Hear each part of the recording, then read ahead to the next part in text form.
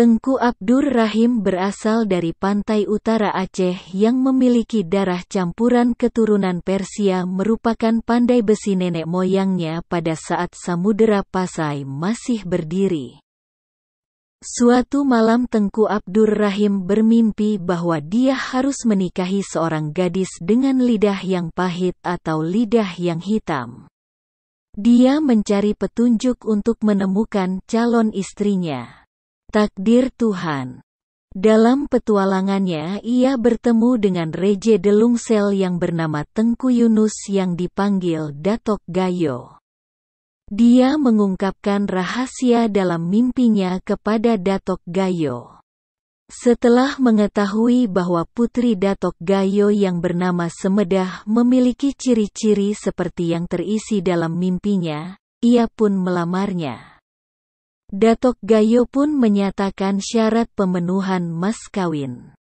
Bobot tubuh adalah keseimbangan hidup. Tengku Abdur Rahim kembali ke desa sambil mencari tahu arti mahar yang dibutuhkan oleh Datok Gayo. Setelah tunggu dan siapkan isi mahar. Berat badan artinya buku atau ilmu dan keseimbangan yaitu hidup pedang, ia kembali ke Datok Gayo.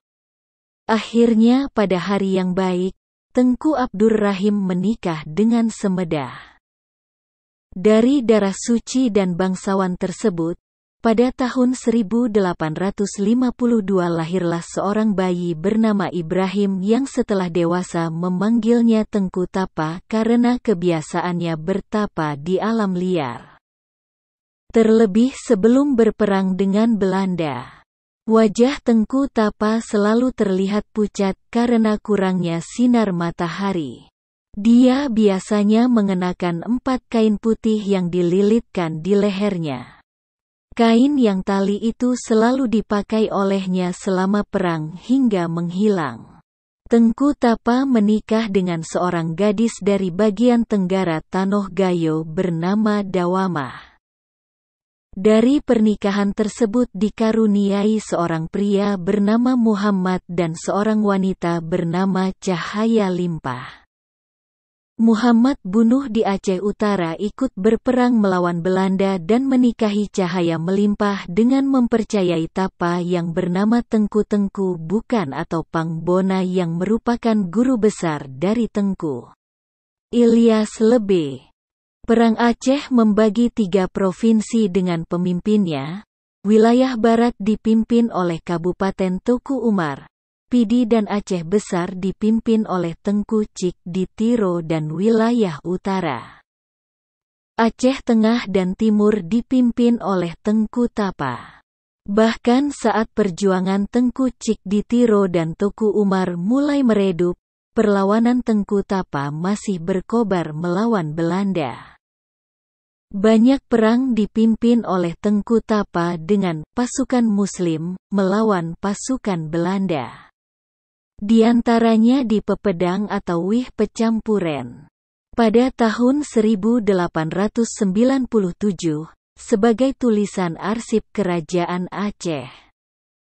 Laskar Tamiang yang telah bergabung dengan 20 orang Gayo dan 120 orang di pesisir Aceh di bawah kendali Panglima Tengku Tapa untuk berperang dan bentrok dengan perwira Belanda yang akan mengepalai Manirang.